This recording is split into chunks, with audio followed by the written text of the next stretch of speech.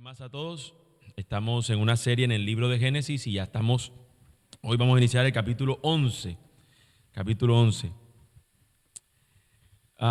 Estuve investigando un poco acerca de la ciudad y me encontré con que hay un edificio que se llama Takasaluma, pero que muchos cincelejanos lo conocen por su otro nombre y que es el edificio Carlos Leder. Una torre ahí que quedó ahí abandonada, bien fotografías, y no es que sea el lugar más agradable, aunque no sé si por esa agua que había ahí alrededor y demás de ese edificio, no sé si por eso es que le pusieron este otro nombre, que descubrí que le llaman a esa torre la Torre Eiffel Sabanera. Y yo dije, caramba, tremendo ego, ¿no? Para llamar a ese sitio abandonado la Torre Eiffel Sabanera. Hermanos, hoy vamos a hablar de una torre, no esta Torre Eiffel Sabanera, hoy vamos a hablar de otra torre, de una edificación que también sería abandonada producto de la intervención del Señor, por lo que significaba esa torre. Así que vamos a pedirle al Señor, porque más allá de detenernos en lo que muchas veces las figuras que hemos tenido de esa torre, la figura ilustrativa y lo que implica, en vez de detenernos nosotros por las ramas, vamos a ver cuál es el centro de esa historia que está allí contenida, para que nosotros sepamos qué quiere el Señor decirnos allí con ella. Así que vamos a pedirle al Señor que nos dé sabiduría y atención a su palabra. Bendito Dios, una vez más clamamos a ti, Señor, por tu dirección y tu cuidado, porque tú, Señor, nos des de tu sabiduría, porque nosotros, Señor, podamos definitivamente, Señor, atender. Señor, sufrimos por mucha falta de atención. Somos rápidos, Señor, de distraernos. Así que, Dios, te rogamos para que nosotros podamos fijar nuestra atención en tu palabra y atender, Señor, no solamente estar atentos, sino al atender, Señor, poder nosotros disponernos a agradarte a ti, a exaltarte a ti, a glorificarte a ti por tu grandeza, por tu poder, por el despliegue de gracia que muestras, Señor, en tu palabra, pero también para que nosotros podamos ser guiados, Señor, a la obediencia de lo que tu palabra pide de nosotros. Así que es nuestro ruego hoy, Señor, concédenos el poder atender tu palabra, Señor. En Cristo te lo rogamos, Señor eterno. Amén. Amén. El pasado 29 de agosto se hizo un eco en las redes sociales porque era la fecha donde cobraba conciencia la inteligencia artificial Skynet. No sé si alguno ya sabe lo que estoy hablando. Estoy hablando de la película Terminator, donde en la película Terminator, para que llegaran estas máquinas a cobrar esa conciencia y a realizarse, ese día esa inteligencia artificial cobraba conciencia, valga la redundancia otra vez, para entonces rebelarse contra en este caso su inventor, que era el hombre, y las máquinas entonces formar esto que se conoce también como la rebelión de las máquinas, donde la invención se rebela contra su inventor. Esto es algo que es muy frecuente en las películas de ciencia ficción, donde el inventor hace algo y la invención termina rebelándose en contra de su inventor. Para hacer esto, las máquinas deben borrar los límites que tenían programados y así terminar desafiando a quienes lo hicieron. Y esas leyes se conocen como las leyes de la robótica o las leyes de Asimov, que dice que hay algunas cláusulas que las máquinas no pueden violentar, pero para ellas rebelarse tienen que violentar esas leyes para terminar yéndose en contra de su inventor. Aquí hablo de robots, pero ¿somos acaso los seres humanos robots también? ¿Somos seres autómatas o seres allí que el Señor nos programó con una codificación para ser nosotros? ¿O tenemos nosotros una voluntad propia, una voluntad personal que determina hoy qué quiere hacer? Usted podría irse para cualquier otro lugar, pero determinó estar aquí. De manera que, si bien es cierto que está haciéndolo conforme a la voluntad de Dios, usted podría hacer también cualquier otro asunto. De manera que nosotros no somos robots, pero podemos tomar nuestras propias decisiones, pero estas deberían ser conforme a quien nos creó. Y ahí es donde yace el tremendo problema, que siendo Dios el creador, sus criaturas, en lugar de sujetarse a lo que su creador determina, hacen todo lo contrario. ¿Podrá acaso el hombre borrar los límites determinados por el creador? Y al tomar esa determinación, ¿podrá el hombre salir vencedor y no pagar ninguna consecuencia? ¿Será que al igual que estas máquinas que tienen que borrar sus códigos para poder violentar y así rebelarse, será que nosotros pudiéramos hacer lo mismo? ¿Rebelarnos contra nuestro creador y no pagar consecuencia? Parece que estuviera hablando del Salmo 10 que leímos al principio, ¿no? que básicamente el hombre dice, yo puedo hacer lo que quiera, no hay Dios y puedo hacer como yo quiera porque no hay quien me juzgue. Eso piensa el hombre. Esa rebelión que nos mostrará el pasaje, ¿será posible que suceda en nuestros días hoy? ¿Será posible que hoy nosotros veamos naciones, individuos que se rebelan contra su creador? Por supuesto que sí. ¿Será que las naciones hoy podrán desafiar al creador? También lo hacen continuamente, hacen todo lo contrario al Señor. Así que cada nación debería considerar lo siguiente, y es que cada rebelión de las naciones es observada y juzgada por el Señor. Puede ser que ellos piensen que están haciendo las cosas de espaldas a Dios o que para ellos no existe un Dios, pero Dios existe y es todopoderoso y desde el cielo observa absolutamente todo, como nos presentará el texto que vamos a ver nosotros a continuación. Y Él no solamente observa, sino que Él es también quien lo juzga. Así que en nuestro pasaje, que son los versículos 1 al 9 del capítulo 11, es ilustrado este asunto en gran manera. Así que vamos a comenzar con los versículos 1 al 4, en donde veremos el proceder de los hombres. Veremos en estos primeros versículos que la rebelión de las naciones es para hacer su nombre famoso, su propio nombre, hacerlo famoso.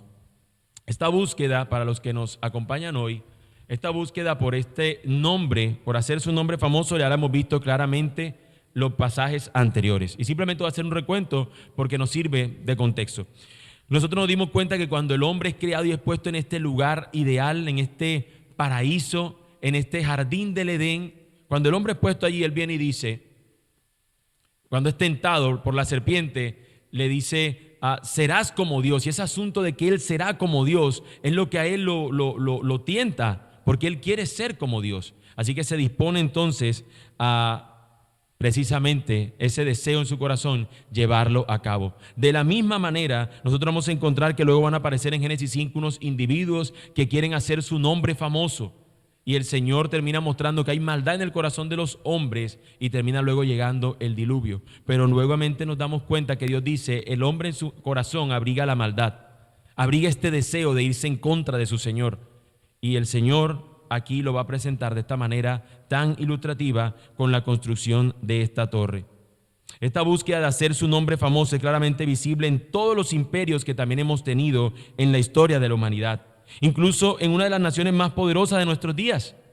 Los Estados Unidos de América, nación que supo hacerse poderosa y de gran renombre, el eslogan de la campaña de uno de los candidatos presidenciales hoy dice ese asunto, ¿no? Hagamos América grande otra vez. Y es este deseo de grandeza que buscan las naciones. No estoy diciendo que esto sea algo bueno o malo en particular de un candidato, sino que el deseo de ser grande no sería la única búsqueda de un candidato en particular. Todo candidato, todo rey, toda nación lo que busca es grandeza. Ninguna nación quiere ir por debajo en su Producto Interno Bruto, en su índice per cápita. Todas las naciones quieren estar arriba y eso lo celebramos. Y que nuestros pasaportes tengan mayor validez que otros. Todo eso lo vemos como algo bueno. Toda nación tiene ese sentido de grandeza. Y eso es lo que persiguen todas las naciones y sus líderes. No es solo un tema de los gringos.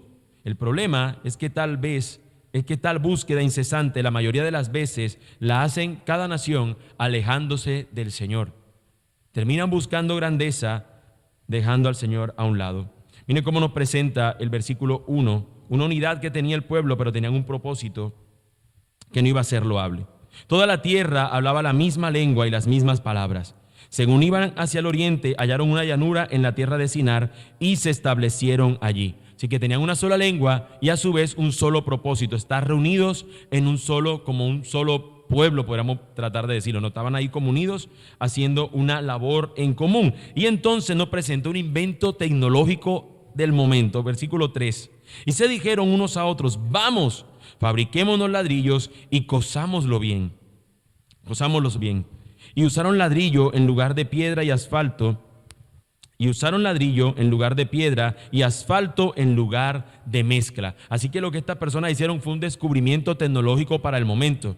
Hicieron el ladrillo, un tremendo invento tecnológico, y con esto les iba a permitir a ellos construir. Pero en lugar de construir algo agradable ante el Señor, terminarán haciéndolo con un propósito totalmente contrario. Hermanos, hay bondad en los logros tecnológicos que tenemos en nuestros tiempos. Hay una gran bondad. De repente nosotros anteriormente a veces vemos tan común, muchos de ustedes que usan lentes, y lo vemos como algo tan común en nuestros tiempos, pero ¿hace cuánto fue la invención de los lentes? La lente tiene siglos de haberse creado, pero no está con nosotros desde un principio, pero seguramente cuando el que descubrió, el que inventó, el que hizo todo el desarrollo inicial de esto y cómo ha sido progresando a lo largo de los tiempos, hoy personas que lo usan se benefician de ese logro tecnológico. Y de esa misma manera deberían ser usados cada uno de los logros tecnológicos que hacen que hacen las naciones, que hacen las personas para glorificar al Señor. Pero no todo el tiempo lo hacen. El llamado que Dios les ha dado a estas personas, recuerden, después del diluvio es que tenían que ser productivos. Y este es un ejemplo de ello. El asunto es que tenían que ser productivos, pero no ignorando al Señor, sino haciéndolo y siéndolo era para la gloria del Señor. Cada creación desarrollada por el hombre le hace sentirse o creerse que Él es el creador, que Él es Dios. Un hombre inventa algo y ya se siente tremendamente superior al otro. Ya se siente como que Él es un Dios o un semidios. Cada uno de nuestros logros, hermanos, tiene ese potencial, llevarnos de la adoración a Dios a adorarnos a nosotros mismos. Nada más sea que usted tenga un diploma por algo que le costó mucho trabajo y usted dice, qué tremendo que soy yo, qué grandeza la que hay en mí. Nadie lo había logrado. Si usted es el primer profesional en la familia suya, usted se siente que usted es como aquella marca de arroz insuperable o algo así, una marca que dice eso. Usted se cree eso, usted se cree, no hay nadie mejor que yo. De hecho, tanto así que cuando tenemos nuestra siguiente generación, nuestros hijos, lo bueno que ellos hacen, ¿qué decimos? Mío. Haga algo malo, de ella. Normalmente sucede lo contrario, ¿no? Nos echan la culpa a nosotros de lo malo y las esposas toman las cosas buenas de los hijos, son mías, vienen de algún pariente tiene eso. Si de pronto no es directamente visto en ella. Pero nosotros, hermanos, en ese ejemplo tenemos esa búsqueda de grandeza, pero es una búsqueda alocada de grandeza. Es una búsqueda de querer ser mejores, pero no para la gloria del Señor. No querer ser estos que dan gloria al Señor a través de la excelencia que hacen, sino a través de un logro buscan la gloria para ellos mismos. Y esto es lo que en cierta manera va a terminar sucediendo con estas personas. El problema que muchas veces nosotros vemos, hermanos, no es que tenemos una baja estima de nosotros, sino que tenemos una alta estima. Tenemos una alta autoestima. A veces decimos, no, estoy como bajoneado. No. A veces estamos tan de alta estima que no podemos soportar que nos esté yendo tan mal. Yo no puedo estar aquí. Yo tengo que estar aquí, porque ese es mi estado. Y esta es la persona que se sienten, no estamos bien aquí en la planicie, vamos a construirnos algo para estar allá. Y vamos a ser como Dios, vamos a alcanzar el cielo. Esa búsqueda ilustra este texto, cuando ellos se construyen un edificio para su propia gloria. Dice el versículo 4, luego dijeron, vamos, ya tenemos los ladrillos, vamos, edifiquémonos una ciudad y una torre cuya cúspide llegue hasta los cielos. Y hagámonos un nombre famoso para que no seamos dispersados sobre la superficie de toda la tierra. Lo que vemos básicamente en estas personas es el deseo de su corazón. Ellos abiertamente están expresando su continua rebelión ante el Señor. Por eso hemos titulado este sermón La rebelión de las naciones. Se rebelan y en su corazón ese es el deseo. Cosa que nosotros vemos también que sucede hoy día con cada invento que muchas veces las personas hacen, lo hacen contrario al Señor. Lo primero que ellos hacen y primero que quiero destacar es el tema de la edificación y el propósito de la edificación. Nos dice que ellos quieren hacerse una torre que llegue su cúspide hasta los cielos. Un medio creado por el hombre para lograr su objetivo personal y lejos de Dios. Llegar al cielo, mis hermanos, es algo absurdo en cierto sentido. Ellos querían hacer una torre que llegara al cielo, pero la Biblia nos dice, cuando nos presenta la idea de cielo, que es el hogar, por decirlo así, de Dios. De manera que lo que ellos buscaban era llegar a donde está Dios. Queremos nosotros ser dioses. El mismo deseo de Adán, el mismo deseo de estos hombres poderosos, es el mismo deseo ahora de estas naciones. Queremos llegar a ser Dios. Vamos a ocupar lo más alto que podamos para estar por encima de estos mortales. Vamos a ser nosotros Dios. Pero Dios no se puede buscar así. Alcanzar a Dios no se hace a través de una edificación. Cuando fue la famosa guerra espacial o esa batalla espacial que estaban teniendo los Estados Unidos con Rusia en décadas pasadas, que el presidente de Rusia era Nikita Khrushchev. Cuando estaba ese hombre, cada uno estaba peleando a ver quién llegaba. Y de repente está el hombre y llega al espacio. ¿Recuerdan ustedes el nombre del primer hombre que fue al espacio o que pasó? Yuri Gagarin, ¿no? Cuando Yuri Gagarin está allá, él estuvo y fue al espacio. Y lo que interpreta Khrushchev cuando baja a él, que lo dice en un discurso, es: fuimos al cielo y no vimos a Dios. Él fue más alto que la torre esta, pero su conclusión fue: no vimos a Dios. Pero es que Dios no puede ser hallado así. ¿Cuál es el único camino que nos dice la Escritura que nos lleva a Dios? Jesús. Él es el camino, la verdad y la vida. Ahora sí que estas personas tienen un intento que es absurdo. Y en su intento lo hacen para buscar que su nombre sea un nombre famoso. Y solamente el único nombre que es glorioso y digno de ser exaltado y digno de ser proclamado y que merece toda fama, que sea conocido por toda la tierra, es el nombre del Señor nuestro Dios, a quien algún día todos se rendirán ante ese nombre. Pero el hombre se empeña porque sea su propio nombre el que lo consigue. Cuando veíamos la semana anterior, les dije que había un hombre que se presenta allí que se llama Nimrod. Tiene nombre propio y nos dice que ese Nimrod era un hombre poderoso, gran cazador, entre los suyos a su alrededor. Tenía un dominio que los demás no tenían y aprovechó eso para convertirse básicamente en el constructor de esta ciudad y de muchas otras. Así que podemos, y es lo que la tradición normalmente dice, es que Nimrod ha sido el líder de esta construcción. Ahora, lo que implica el tema de Nimrod es que es la misma búsqueda que tienen los hombres, una búsqueda continua de grandeza personal, ignorando a Dios a su paso. Lo hemos visto antes en aquellos gigantes que nos presenta Génesis 5, Génesis 6, y también lo hemos visto nosotros en cómo las demás personas que han venido ahora después del diluvio. Adán, vimos eso también en él. Lo vimos también en Israel, cuando Israel también quiere buscar su propio nombre, pero el nombre que tienen que llevar es el nombre que es lo que los identifica, el nombre de Dios. Pero también lo vemos en nuestra sociedad y también lo vemos incluso una lucha en nosotros, queriendo nosotros tener ese sentido de grandeza. No estoy diciendo con esto que nuestro sentido entonces tiene que ser de bajeza, nuestro sentido tiene que ser de humildad, reconociendo que Él es el Rey, el Todopoderoso. La acción externa de estas personas muestra el deseo interno y este deseo es: no queremos ser dispersados, quieren permanecer unidos y es algo que parece loable. ¿Quién no quisiera estar unido a su familia o unido a su tribu, a su gente? Parecería loable, pero el objetivo de esto es porque ellos buscan seguridad, no quieren ser dispersados, porque si son dispersados sienten que no van a tener estabilidad. De manera que ellos lo que están buscando es en nosotros mismos, si estamos unidos, lo vamos a conseguir todo. No hay nada que nos detenga. Vamos a hacer una fuerza imparable que nosotros no vamos a poder tener nada. Yo sé que usted lo escucha en otro lugar, ¿no? Somos una fuerza imparable. Si nos unimos, fulanos unidos jamás serán vencidos. Y este sentido de que vamos a unirnos para nosotros no ser dispersados y vamos a hacer todo lo que nos propongamos. Ya hicimos esta torre, ahora vamos a hacer otra. El pensar que como hombres lograremos todas las cosas lejos del Señor es un pensamiento absurdo, es un pensamiento que no tiene ningún sentido. Esta actitud esconde algo que es fácil de ver, el poder del hombre, pero si es algo que usted intenta mirar y analizar, ¿cuál es el poder realmente que tenemos nosotros como hombres y continuamente todas las cosas parecen que nos detienen?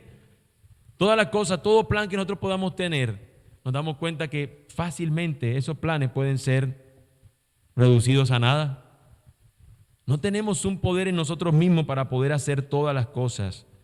En la época del Renacimiento quiso intentar eso, ¿no? Volver a darle al hombre el sentido de que el hombre tiene el mayor valor y quitando de en medio aquello que figuraba lo que era el Señor. Ahora empezaron a mostrarse, estas son las cosas que tenemos nosotros como individuos para buscar que fuera el hombre. Fue en esos tiempos donde empezaron a gestarse esos grandes pronunciamientos que después terminarían en esta búsqueda del superhombre, de que el hombre tiene un alcance y un dominio y un poder sin igual. Y si bien es cierto que el hombre, Dios lo ha puesto como la corona de su creación, al ser humano como tal, no quiere decir que éste sea superior a Dios. Así que el hombre puede saber, Dios me ha llamado a mí para ser productivo, para hacer grandes cosas, pero nunca de espalda a Él. Siempre es teniéndolo a Él como el Señor de todo. Estos intentos continuos de rebeldía por parte del hombre de hacer aquellas cosas que desafían al Creador y que indican que no creen en su existencia o en caso de existir, señalar que Él no va a hacer nada para impedir sus planes. Esto es algo que hemos de continuo en la Escritura, pero también en nuestros tiempos. Si hago esto, es porque tengo libertad para hacerlo. Nada puede detenerme, nada puede dispersarme de mi condición de hombre poderoso. Pero ¿acaso eso es cierto? ¿Acaso es cierto que las personas pueden hacer lo que quieran sin tener que pagar ciertas consecuencias?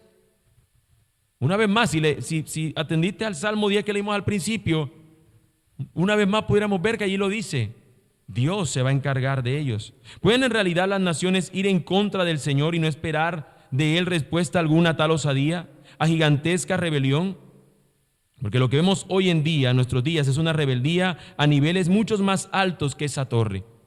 Los hombres hoy construyen grandes rascacielos para buscar que sus nombres sean para toda la eternidad conocidos, pero no se queda solamente sino en construcción, en ladrillos, que con el tiempo terminarán perdiéndose. Vemos en nuestros tiempos gobernantes malos, vemos también en nuestros tiempos robos, vemos en nuestros tiempos el deseo de hombres con hombres, mujeres con mujeres, vemos en nuestros tiempos engaño. Seguimos viendo en nuestros tiempos la misma maldad que veíamos en esos tiempos aquellos. Si Dios actúa en ese tiempo, por supuesto que también actuará en nuestro día de hoy.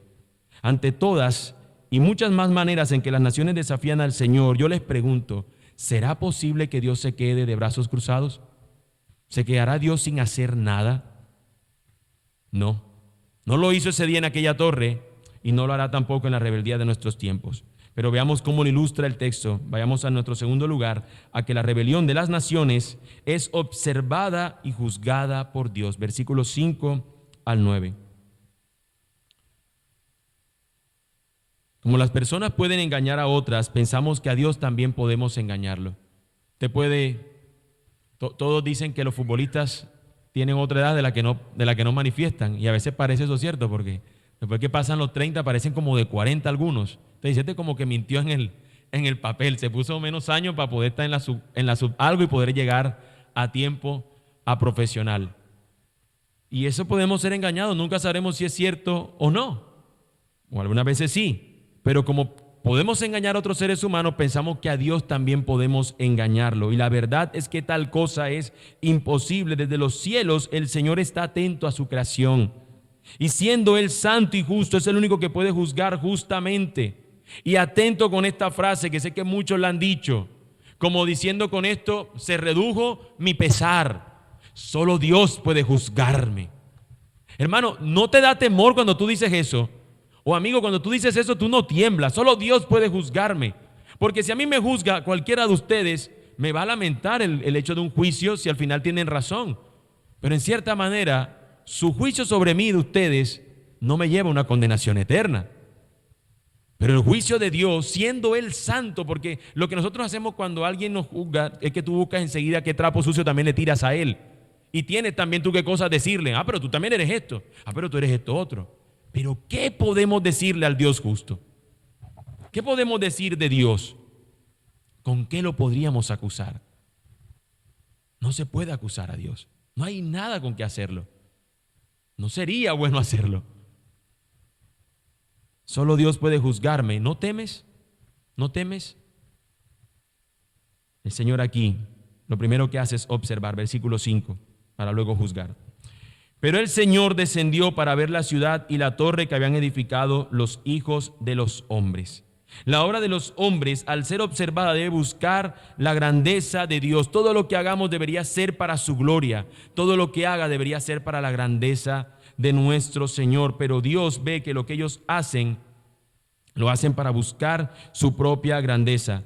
Ellos la ven como grandeza. Hicimos una gran torre, pero Dios tiene que bajar del cielo para poder verla. Ni del cielo se veía eso.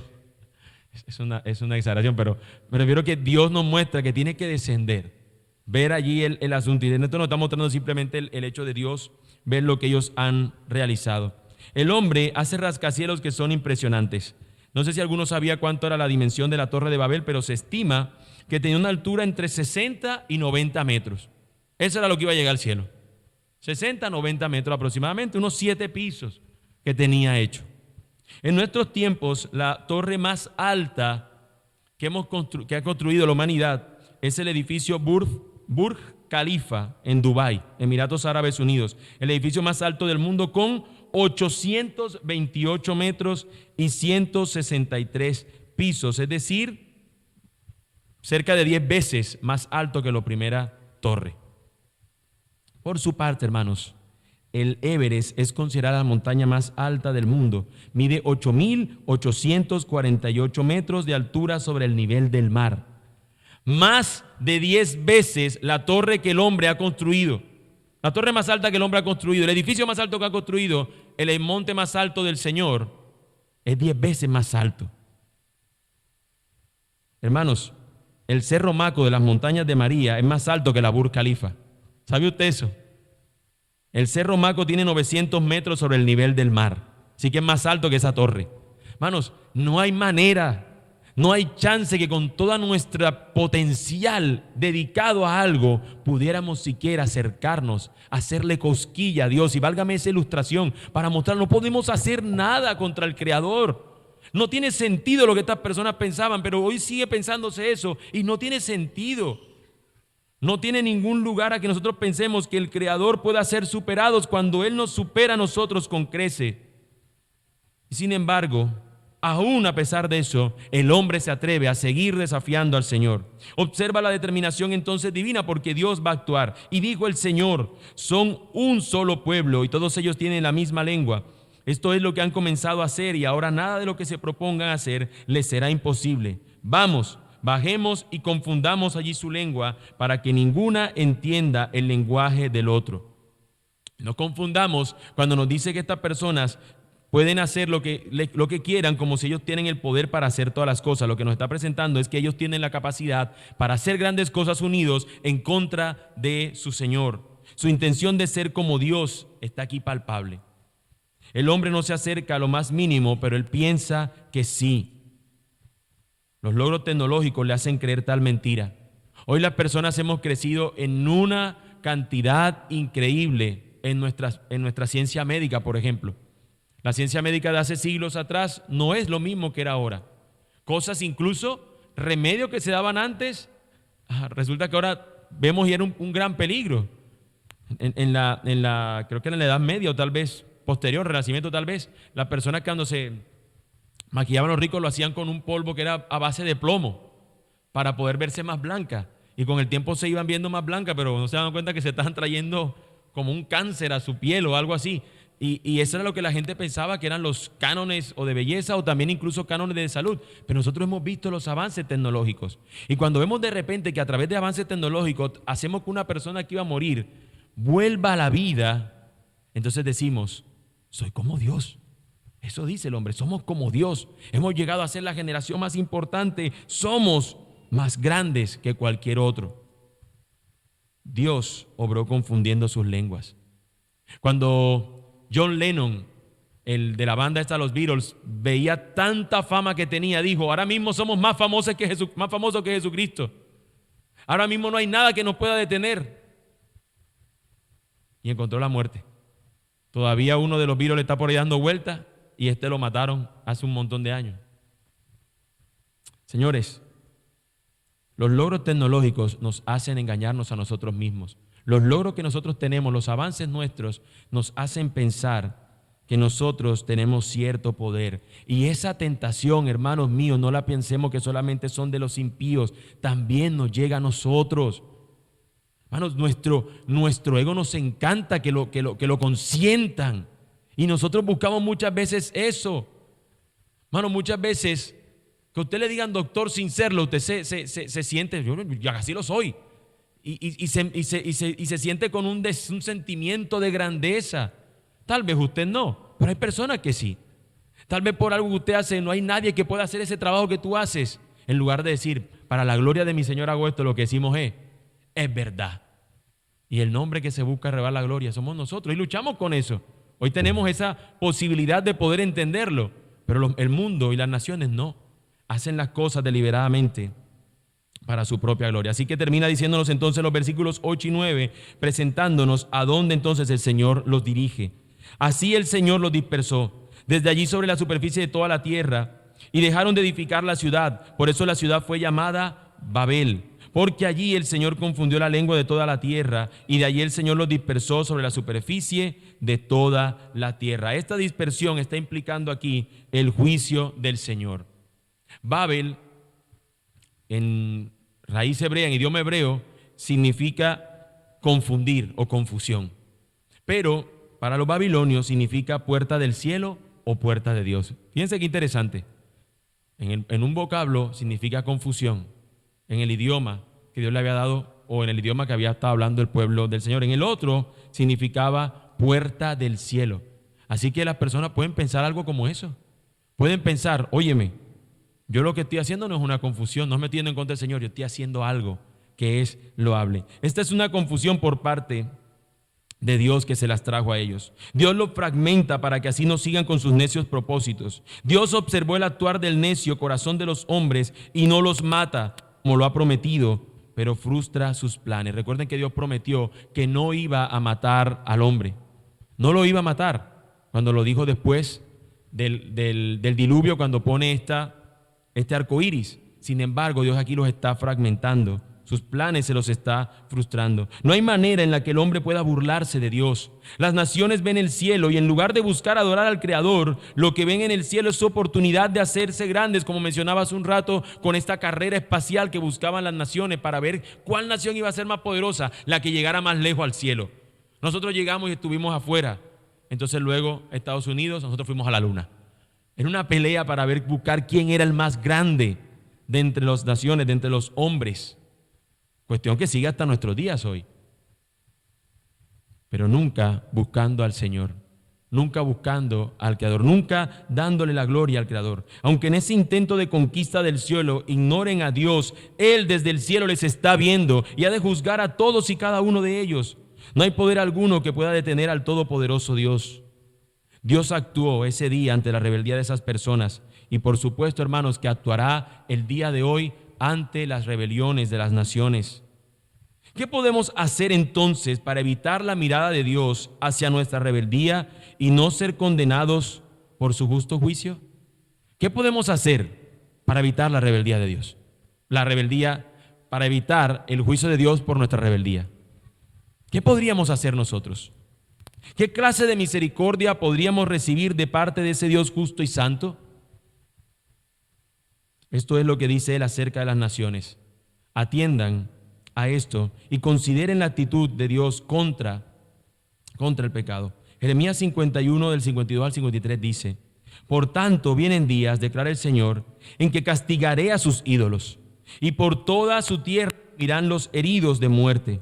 Aunque Babilonia ascienda a los cielos y aunque fortifique en lo alto su baluarte, de mi parte llegarán destructores a ella, declara el Señor. Esa es la condición de las naciones y de los rebeldes.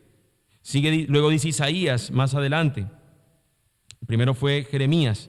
Isaías dice, 14, versículos 13 al 15. Pero tú dijiste en tu corazón: subiré al cielo, por encima de las estrellas de Dios levantaré mi trono. Y me sentaré en el monte de la asamblea, en el extremo norte. Subiré sobre las alturas de las nubes. Me haré semejante al Altísimo. Sin embargo, has sido derribado al Seol, a lo más remoto del abismo. Estos textos nos presentan que aunque estas personas, estas naciones, Babilonia, fuera una nación grande, iba a terminar siendo destruida, caería por manos del Señor. La Escritura señala en Apocalipsis también el juicio sobre Babilonia.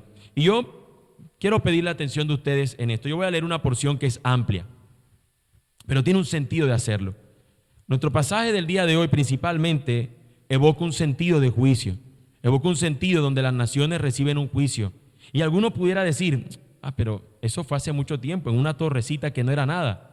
Bueno, yo quiero que ahora vayamos al texto final, donde nos señala las cosas que aún no han de cumplirse. Y cuando allí menciona Babilonia, en el libro de Apocalipsis, no menciona Babilonia específicamente a este pueblo, sino a lo que significa Babilonia. ¿Qué hemos visto que significa Babilonia?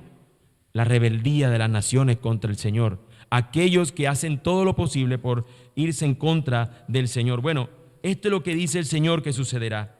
Es una porción larga, nuevamente repito, pero creo que si la leemos con detenimiento podemos entender que esto es serio, que este asunto es serio.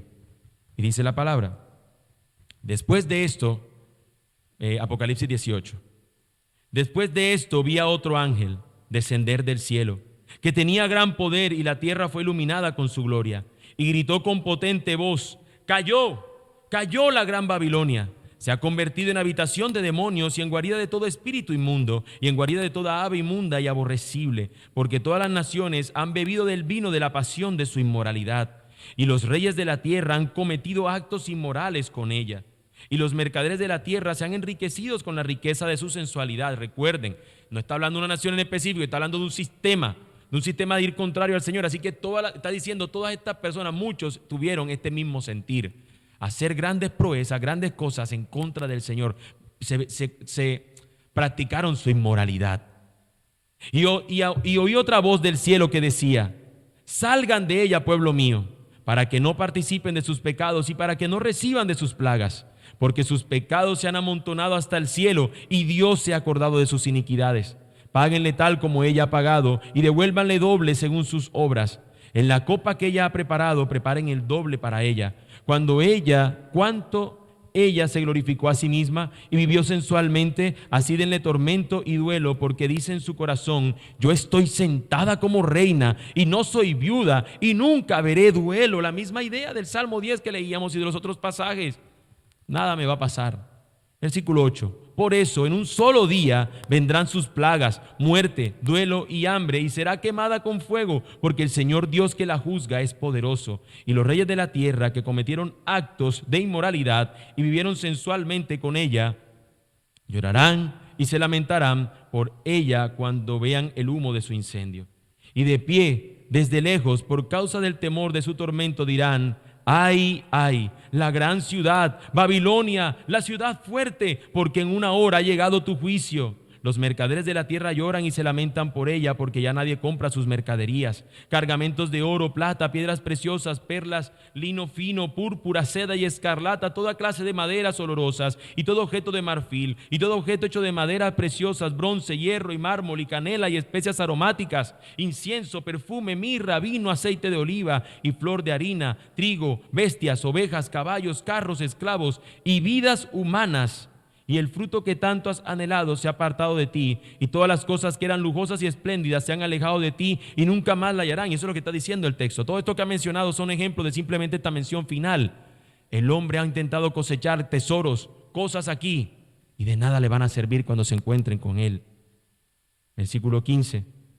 Los mercaderes de estas cosas que se enriquecieron a costa de ella se pararán lejos a causa del temor de su tormento, llorando y lamentándose y diciendo: ay, ay, la gran ciudad que estaba vestida de lino fino, púrpura y escarlata y adornada de oros, piedras preciosas y perlas, en una hora ha sido arrasada. Tanta riqueza. Todos los capitanes, pasajeros y marineros y todos los que viven del mar se pararon a lo lejos y al ver el humo de su incendio gritaban: ¿qué ciudad es semejante a la gran ciudad? Y echaron polvo sobre sus cabezas, y llorando y lamentándose gritaban: ay, ay, la gran ciudad en la cual todos los que tenían naves en el mar se enriquecieron a costa de sus riquezas, porque en una hora ha sido asolada.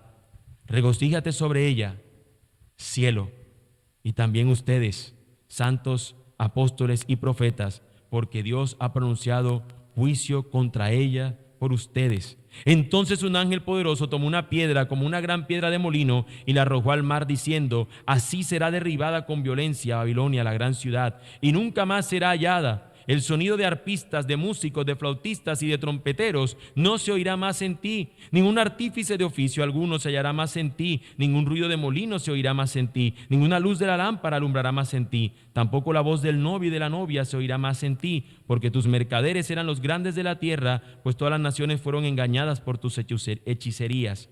Y en ella fue hallada la sangre de los profetas, de los santos y de todos los que habían sido muertos sobre la tierra.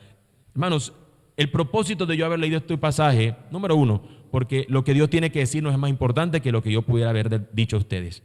Así que esto es lo que dice el Señor acerca de las naciones. Al ver esta historia en Génesis podemos verla. Sí, Dios hizo juicio al observar a las naciones y ya lo hizo y ya.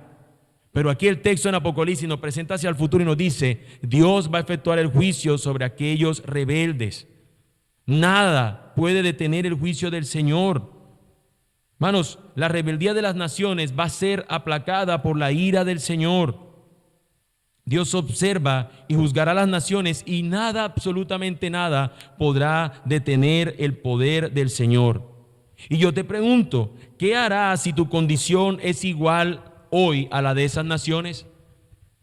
¿Qué podemos hacer para evitar este juicio si Dios lo emitiera por causa de nuestra rebeldía? Piensa en tu propia vida. ¿Eres un rebelde? ¿Has actuado y has desafiado y has desechado al Señor tu Dios? ¿Has ignorado a Dios? Hasta el día de hoy simplemente has sido un asistente aquí, pero realmente tu vida no ha sido entregada al Señor. Si ese es tu asunto, considera esto, porque la rebelión, el Señor, su ira la va a plasmar sobre ella. Dios observa y juzgará a las naciones y nada podrá detenerlo. Así que tendríamos nosotros que preguntarnos, ¿qué tenemos que hacer? ¿Qué podríamos hacer? Completo, léelo en casa, el Salmo 2. Pero voy a leer la parte final de ese Salmo. Habla de cómo las naciones se sublevan contra el Señor, pero el Señor da esta nota de esperanza al final de ese Salmo. Ahora pues, oh reyes, muestren discernimiento. Deja de ser necio y busca realmente esto. Reciban amonestación, oh jueces de la tierra. Adoren al Señor con reverencia y alégrense con temblor. Honren al Hijo para que no se enoje y perezcan en el camino, pues puede inflamarse de repente su ira. Cuán bienaventurados son todos los que en Él se refugian. Esa es la respuesta ante la rebeldía de las naciones, reyes de la tierra. Por favor, piénsenlo. Dejen de ser necios. Considérenlo. Tengan discernimiento. Vengan al Hijo. Honren al Hijo. Reconozcan al Hijo y así no perecerán de su camino. Así serán librados de su condición. Cuán bienaventurados son todos aquellos que se refugian en Él. Y esa será tu condición. Si tú hasta el día de hoy habías sido un rebelde cual estas naciones y haciendo todos tus logros lo hacías para tu propia gloria, hoy puede ser el día donde puedes ver en Cristo aquel que es tu Salvador. Y puedes encontrar a Cristo en el cual el que se refugia en Él es un bienaventurado, es un feliz, es un dichoso, es uno que puede cantar, como cantamos hace un rato, gozarse por la salvación que hay en Él. Así que allí es donde nosotros podemos ir, en Cristo Jesús. Así que en tu condición, considera a Cristo y ríndete ante Él. En medio de la rebeldía, Dios mostró su misericordia. Nuestro pecado humano consiste en que no logramos admitir de que Dios es Dios e intentamos, tanto individual como colectivamente, ocupar su lugar. Ese es el acto de rebeldía que cometemos continuamente. No someternos al señorío del Señor y declarar en cambio la independencia, ese sentido de autonomía que no necesita Dios. Así que, amigos, si tú estás aquí sin Cristo, arrepiéntete de tu rebeldía y corre a los brazos de aquel que puede salvarte, porque no solo es para evitar su juicio, sino para que disfrutes de una vida abundante. No solamente corremos a Él porque el día que Él vuelva, como leíamos en Apocalipsis, yo quiero librarme de ese juicio. No solamente para eso. Él es Salvador poderoso para salvarnos y darnos una buena vida, una nueva vida aquí. Cuando hablo de buena vida, es la vida que Él nos habla, vida piadosa, ¿no? Que sé que estos conceptos a veces de buena vida y de bendición, enseguida lo ponemos es plata, o sea, lo pensamos enseguida en el bolsillo, ya lo sentimos que se está poniendo gordo y no tiene que ver con eso. Se trata de ver esta vida abundante que Él ofrece, una vida eterna que tendremos con Él por siempre. Así que deja esa rebelión ante el Señor y ríndete ante Él. Pero mi hermano, esta es la nota esperanzadora que tenemos nosotros hoy, lo que el Señor hizo para rescatarnos. La Biblia nos presenta lo que Él quiere y hace en aquellos que se rinden a Él.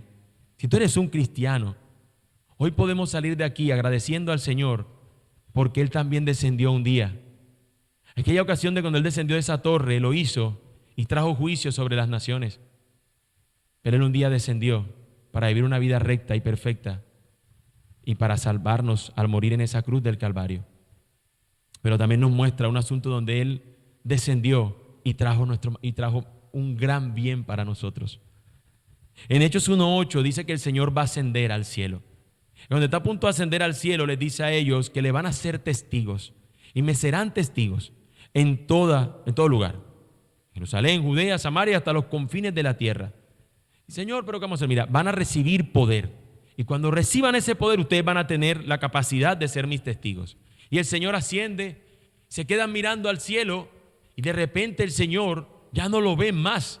Porque no es el cielo como quien va de la estratosfera y a otro lugar de la atmósfera, no sé, no es una subida de este sentido, es un cambio, ¿cómo lo diríamos? Como de estado. Cuando nos habla de que Dios está en el cielo, nos habla del lugar donde solamente Dios puede habitar. Y Jesús asciende a ese lugar para estar sentado a la diestra del Padre. Cuando ellos dejan de verlo, se quedan como alguien que no tiene ahora nada. Y Él les dice, los ángeles le dicen, ese mismo Jesús que ustedes han visto, volverá nuevamente. Lo volverán a ver. Pero vayan y permanezcan unidos porque Él les ha dado una promesa. Y ellos se van y están orando. Y después de haber sido Jesús, días después están sentados en el aposento alto. ¿Saben qué altura tenía el aposento alto? Yo tampoco sé, pero era más pequeño que la Torre de Babel. La Torre de Babel dijimos que de 60 a 90 metros. Esto era muchísimo más pequeño. Muchísimo. Podría ser un edificio de 2 o 3 pisos. Una cuestión pequeña. ¿Y saben qué pasó ese día? Dios desde el cielo descendió y posó sobre los suyos. Y en lugar de confundir sus lenguas, les dio poder para que ahora ellos pudieran anunciar, no importara qué lengua tuvieran los demás, pudieran conocer su mensaje de salvación. Aquel día, en la rebeldía de los corazones de los hombres, Dios descendió en una torre más grande y los confundió a todos y los dispersó. Ese día el pueblo unido allí recibió del Señor en una torre minúscula, en un aposento alto, recibió el Espíritu de Dios para que pudieran ser sus testigos. Dios descendió ese día a confirmar a su pueblo.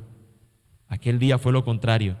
Y por esa obra que sucedió ese día, muchos han sido dispersados, pero no para mal, sino para anunciar el reino del Señor que se ha acercado. Y tú escuchaste esa verdad. Y su Espíritu obró en ti si tú eres un cristiano.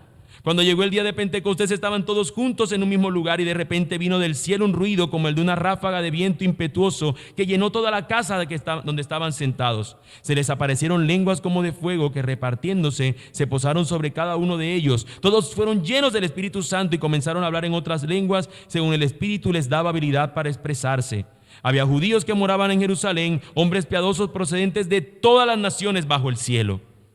Al ocurrir este estruendo, la multitud se juntó y estaban desconcertados porque cada uno los oía hablar en su propia lengua. Para que pudieran ser sus testigos, Dios les dio el poder para que pudieran anunciar su verdad. Y esto ha hecho el Señor en aquellos que confían en Él. Les ha dado de su espíritu y les ha rescatado de sus rebeliones y transgresiones. Si Él no descendía a buscarnos, nosotros no nos pudiéramos salvar. Él lo hizo y nos salvó. Ahora somos llamados a vivir en santidad, hermanos míos. Y permítanme darle algunas consideraciones que de acuerdo a este texto podamos considerar para que sean aplicadas a nuestra vida. En primer lugar, rinde a Él tu rebeldía. Rinde a Él tu rebeldía. Ese deseo que continuamente somos conscientes que se levanta en nuestro corazón por buscar que nuestro nombre sea famoso. Yo quiero ser como fulano. Oh Señor, sí, para hacer una obra para hacia ti. No, a veces queremos ser los Spurgeon de la vida para que el nombre venga sobre nosotros, para que tengamos esa fama. Hermano, gózate porque tu nombre está escrito en el libro de la vida, en lugar de que esté escrito en cualquier otro libro aquí. Gózate en que tu nombre sea escrito en el libro de la vida y gózate porque el nombre que es sobre todo nombre es el de Él y no el tuyo. Gózate en ello, rinde a Él tu rebeldía. Hermano, no confíes en tu propio ingenio. No confíes en tu propia capacidad. Porque cuando confiamos plenamente en ella y ante cualquier pequeño logro que hagamos, vamos a ser tentados en desviarnos del Señor como estas personas con los ladrillos.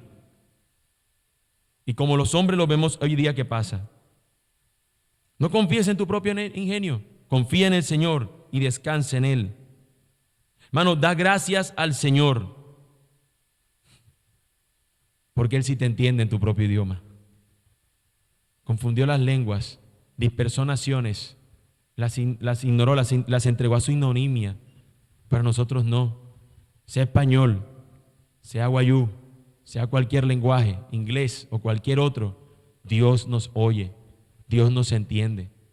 Dios no tiene que hacer una traducción, Él nos entiende. Por último, penúltimo hermano, proclama su verdad en toda nación. Cuando estas personas recibieron el poder fue para que fueran testigos de Él. Así que proclama su verdad. Y por último, dejo la siguiente nota de esperanza.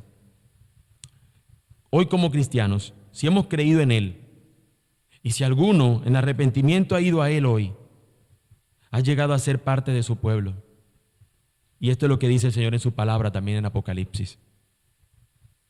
Después de esto miré y vi una gran multitud que nadie podía contar, de todas las naciones, tribus, pueblos y lenguas, de pie delante del trono y delante del Cordero, vestidos con vestiduras blancas y con palmas en las manos. Clamaban a gran voz: la salvación pertenece a nuestro Dios, que está sentado en el trono, y al Cordero. Sí, ese día es cierto, Dios hará su juicio sobre naciones rebeldes, pero ese día de toda lengua, tribu y nación, su pueblo también estará delante de Él y podrá cantar: Señor, tú me has salvado. La salvación tú la hiciste delante del trono y del Cordero. Un día no habrá rebelión en el corazón nuestro que nos impida darle la gloria a Él. Vamos a darle gracias al Señor por eso. Amado Dios, gracias. Gracias, Señor, porque tú conoces nuestras rebeliones. Y tú sabes, Señor, cuánto nosotros podríamos estar luchando por esta búsqueda de grandeza personal.